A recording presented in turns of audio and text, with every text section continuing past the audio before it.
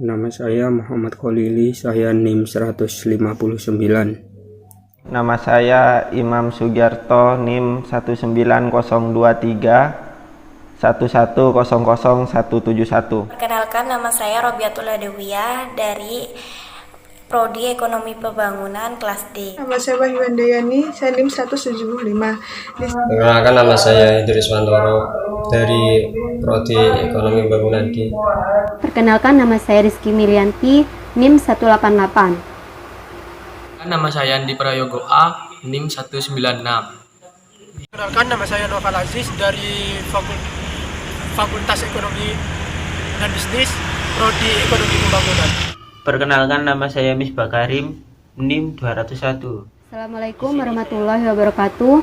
Di sini kami akan mempresentasikan materi mengenai kurva LM. Saya akan menjelaskan pengertian kurva LM. Kurva LM dapat dinyatakan sebagai hubungan antara tingkat bunga dan tingkat pendapatan yang muncul di pasar uang. Semakin tinggi tingkat pendapatan, maka semakin tinggi pula tingkat permintaan terhadap keseimbangan pasar, dan juga semakin tinggi tingkat bunga keseimbangan.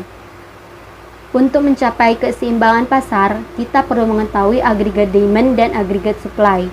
Agregat demand adalah jumlah barang atau jasa yang diinginkan oleh konsumen pada berbagai tingkat harga tertentu dan dalam jangka waktu tertentu. Menurut Keynes, agregat demand dapat diasumsikan menjadi 3 komponen. Yang pertama, pengeluaran oleh konsumen, yang kedua, pengeluaran untuk investasi, dan yang ketiga, pengeluaran oleh pemerintah. Untuk mencapai permintaan total, maka perlu adanya penyatuan 3 komponen tersebut. Sedangkan agregat supply adalah keseluruhan jumlah barang atau jasa yang bersedia ditawarkan pada berbagai tingkat harga tertentu dan dalam jangka waktu tertentu. Jika harga naik, maka jumlah barang yang ditawarkan akan bertambah. Begitu pula jika harga turun, maka jumlah barang yang ditawarkan juga ikut turun dan semakin sedikit.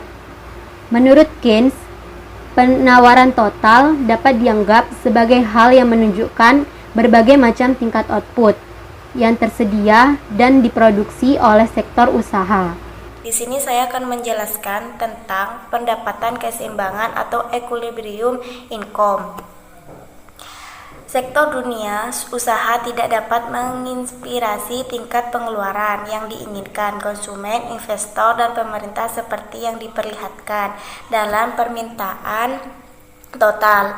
Jika dunia usaha memperkirakan bahwa permintaan total lebih besar daripada kenyataannya, maka produksi jumlah barang dan jasa akan lebih banyak meskipun tidak terjual penuh.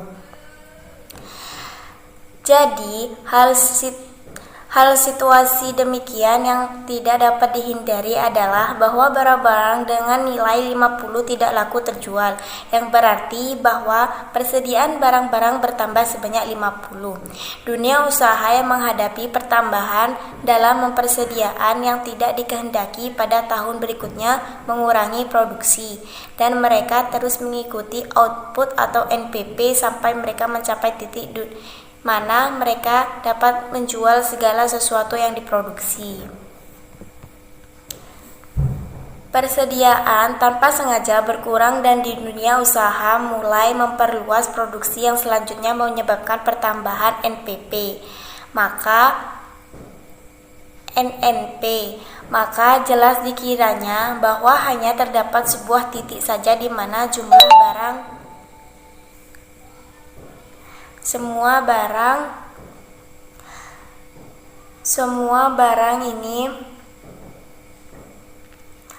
barang-barang dan jasa yang ingin dibeli orang-orang persis dengan jumlah yang diproduksi. Hal tersebut terjadi pada titik perpotongan antara garis-garis permintaan total dan penawaran total, atau titik E sama dengan equilibrium. NP keseimbangan, equilibrium NP dapat mengalami perubahan apabila terjadi pergeseran posisi pada garis permintaan total. Di sini saya akan menjelaskan sedikit tentang pengertian suku bunga. Ada beberapa ahli yang mengartikan suku bunga, yaitu satu Carr dan Fair tahun 2001. Suku bunga adalah pembayaran bunga tahunan dari suatu pinjaman dalam bentuk persentase dari pinjaman yang diperoleh dari jumlah bunga yang diterima tiap tahun dibagi dengan jumlah pinjaman. Yang kedua, Sunaria tahun 2004 adalah harga dari pinjaman. Suku bunga dinyatakan sebagai persentase uang pokok per unit waktu. Bunga merupakan suatu ukuran harga sumber daya yang digunakan oleh debitur yang harus dibayarkan kepada kreditur. Adapun fungsi suku bunga menurut Sunaria adalah satu, sebagai daya tarik bagi para penabung yang mempunyai dana lebih untuk diinvestasikan. Yang kedua, suku bunga dapat digunakan sebagai alat moneter dalam rangka mengendalikan penawaran dan permintaan uang yang beredar dalam suatu perekonomian. Yang ketiga, pemerintahan dapat memanfaatkan suku bunga untuk mengontrol jumlah uang beredar. Yang ketiga adalah Lipsey, Ragan, dan Couran. Itu tahun 1997. Suku bunga dapat dibedakan menjadi dua, yaitu suku bunga nominal dan suku bunga real, di mana suku bunga nominal adalah rasio antara jumlah uang yang dibayarkan dengan jumlah uang yang dipinjam. Sedangkan suku bunga real lebih menekankan rasio daya beli uang yang dibayarkan kembali terhadap daya beli uang pinjaman. Suku bunga real adalah selisih antara suku bunga nominal dengan laju inflasi menurut Samuelson dan Nordhaus tahun 1998. Suku bunga adalah pembayaran yang dilakukan atas penggunaan jumlah uang. Berikut nanti akan diteruskan oleh teman saya yang bernama Noval. Jadi saya akan menjelaskan sebuah pengertian suku bunga yang menurut Nopirin 1992. Fungsi tingkat bunga dalam perekonomian yaitu alokasi faktor produksi untuk menghasilkan barang dan jasa yang dipakai sekarang dan digunakan di kemudian hari. Yang kedua itu menurut Levinas dan Kahn 1999. Ada dua jenis faktor yang menentukan nilai suku bunga, yaitu faktor internal dan eksternal. Faktor internalnya itu meliputi pendapatan nasional, jumlah uang beredar, dan inflasi. Sedangkan menurut faktor eksternalnya merupakan suku bunga luar negeri dan tingkat perubahan nilai valuta asing yang diduga. Ya, sedangkan itu dan menurut Prasetyono tahun 2000 mengenai suku bunga ialah jika suku bunga tinggi, otomatis orang akan lebih suka menyimpan dananya di bank karena ia dapat mengharapkan pengembalian yang menguntungkan. Dan pada posisi ini, permintaan masyarakat untuk memegang uang tunai menjadi lebih rendah karena mereka sibuk mengalokasikan ke dalam bentuk portofolio perbankan. Ya, seperti halnya deposito dan tabungan. Selanjutnya, harga barang dan jasa umum akan cenderung stagnan atau tidak terjadi dorongan inflasi. Sebaliknya, jika suku bunga rendah, masyarakat cenderung tidak tertarik lagi untuk menyimpan uangnya di bank. Beberapa aspek yang menjelaskan fenomena tingginya suku bunga di Indonesia adalah tingginya suku bunga terkait dengan kinerja sektor perbankan yang berfungsi sebagai lembaga intermediasi perantara kebiasaan masyarakat untuk bergaul dan memanfaatkan berbagai jasa bank secara relatif masih belum cukup tinggi dan sulit untuk menurunkan suku bunga perbankan bila laju inflasi selalu tinggi. Oke. Keseimbangan uang. Hubungan antara tingkat bunga dan tingkat pendapatan yang muncul di pasar uang dinyatakan dengan kurva LM. Kurva LM menggambarkan hubungan di antara tingkat pendapatan dan tingkat bunga. Semakin tinggi tingkat pendapatan, semakin tinggi permintaan terhadap keseimbangan uang real, dan semakin tinggi tingkat bunga keseimbangan. Karena itu, kurva LM miring ke atas. Dalam ekonomi konvensional, pasar uang akan berada dalam keseimbangan apabila penawaran akan uang atau MS sama dengan permintaan akan uang atau MD. Dalam analisis keseimbangan di pasar uang digunakan suatu kurva yang disebut kurva LM. Kurva LM adalah tempat kedudukan titik yang menghubungkan tingkat bunga atau I dan pendapatan nasional atau Y, di mana pasar uang dalam keadaan seimbang. Sebagaimana kita ketahui bahwa penawaran akan uang atau MS adalah ditentukan oleh pemerintah atau dinyatakan tetap. Menurut Menkyu, perubahan pendapatan akan mempengaruhi permintaan akan uang. Apabila pendapatan naik, maka ekspenditur akan mengalami kenaikan, sehingga masyarakat banyak melakukan transaksi yang menggunakan uang. Sehingga kenaikan pendapatan akan mengakibatkan kenaikan permintaan akan uang. Hal ini dapat ditunjukkan secara matematis sebagai berikut. Permintaan akan uang memiliki hubungan negatif dengan tingkat bunga dan memiliki hubungan positif dengan pendapatan. Menurut Menkyu, penurunan kurva LM dapat ditunjukkan pada gambar 1 berikut ini. Dari gambar 1 dapat kita lihat pada grafik A yang menunjukkan perubahan keseimbangan pada pasar uang, di mana ketika pendapatan mengalami kenaikan sebesar Y1 ke Y2, maka akan mengakibatkan kenaikan permintaan uang, sehingga kurva MD bergerak ke kanan. Hal ini juga mengakibatkan kenaikan tingkat bunga dari R1 ke R2. Perubahan pada tingkat bunga tersebut menunjukkan kurva LM yang ditunjukkan pada grafik B, hubungan antara tingkat bunga dengan pendapatan. Ketika pendapatan mengalami kenaikan, maka mengakibatkan kenaikan tingkat bunga. Menurut Menkyu, untuk memahami sebagai kebijakan moneter dapat mempengaruhi pergerakan kurva LM, digunakanlah teori liquidity preference. Hal ini dapat kita lihat pada gambar 2 berikut ini.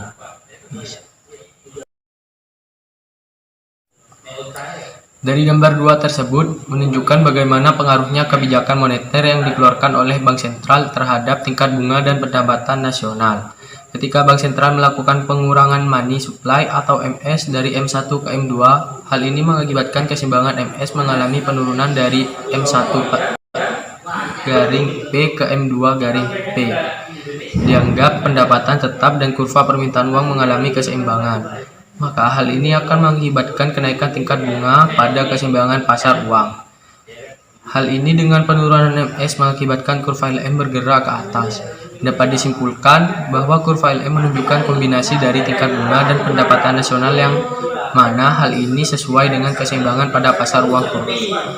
Kurva LM menggambarkan bagaimana keseimbangan penawaran akan uang real. Penurunan pada keseimbangan penawaran akan uang real membuat kurva LM bergerak ke atas. Pertambahan pada keseimbangan akan uang real membuat kurva LM bergerak ke bawah. Dari gambar 2 tersebut menunjukkan bagaimana pengaruhnya kebijakan moneter yang dikeluarkan oleh Bank Sentral terhadap tingkat bunga dan pendapatan nasional. Ketika Bank Sentral melakukan pengurangan money supply dari M1 ke M2, hal ini mengakibatkan keseimbangan MS mengalami penurunan dari M1 per P ke M2P. Dianggap pendapatan tetap dan kurva permintaan uang mengalami keseimbangan. Maka hal ini akan mengakibatkan kenaikan tingkat bunga pada keseimbangan pasar uang. Hal ini dengan penurunan MS mengakibatkan kurva LM bergerak ke atas. Dapat disimpulkan bahwa kurva LM menunjukkan kombinasi dari tingkat bunga dan pendapatan nasional yang mana hal ini sesuai dengan keseimbangan pada pasar uang. Kurva LM menggambarkan bagaimana keseimbangan penawaran akan uang real. Penurunan pada keseimbangan penawaran akan uang real membuat kurva LM bergerak ke atas. Pertambahan pada keseimbangan akan uang real membuat kurva LM bergerak ke bawah. Saya di sini akan mempresentasikan tentang penurunan kurva LM. Kurva atau fungsi LM dapat kita definisikan sebagai kurva atau fungsi yang menunjukkan hubungan antara tingkat-tingkat pendapatan nasional pada sebagai kemungkinan tingkat bunga yang memenuhi syarat ekuilibriumnya pasar uang. Adapun yang bermaksud dengan syarat ekuilibriumnya pasar uang ialah terpenuhnya kesamaan antara permintaan akan uang. Dengan penawaran akan uang, kita mengetahui bahwa penawaran akan uang yang kita sebut juga dengan istilah jumlah uang yang beredar dalam perekonomian, kita asumsikan sebagai variabel yang eksogen. Contoh, M sama dengan M. Selanjutnya, permintaan akan yang terdiri dari permintaan uang untuk transaksi LT, permintaan uang untuk berjaga-jaga LJ, dan permintaan uang untuk spekulasi L2. Jadi dengan singkat, permintaan total akan uang dapat kita ungkapkan L sama dengan L1 plus L2, di mana L1 sama dengan LT plus LJ. Oleh karena itu, L1 sama dengan L2 dalam kurung Y, L2 sama dengan L2 dalam kurung R. Maka L sama dengan L1 dalam kurung Y plus L2 dalam kurung R. Syarat ekonominya pasar uang sudah kita ketahui, yaitu bahwa jumlah permintaan uang sama dengan jumlah penawaran uang secara matematik dapat diungkapkan L sama dengan M atau L1 dalam kurung Y plus L2 dalam kurung R atau LY, atau L dalam kurung Y, R sama dengan M. Kalau permintaan akan uang dan penawaran akan uang mempunyai persamaan fungsi sebagai berikut: jumlah uang yang beredar M sama dengan M, permintaan uang untuk transaksi dan berjaga-jaga L1 sama dengan K1Y, permintaan uang untuk spekulasi L2 sama dengan K2R plus L2, maka M sama dengan K1Y plus K2R plus L2. Dengan menggunakan bersamaan 5.6.8, fungsi LM yang baru saja kita temukan, kalau kita gambar dalam bentuk grafik, gambarnya terlihat seperti dalam gambar 5.5 sebagai kurva LM. Dari gambar tersebut dapat kita saksikan bahwa dengan meningkatnya tingkat bunga, tingkat pendapatan nasional nyata juga naik.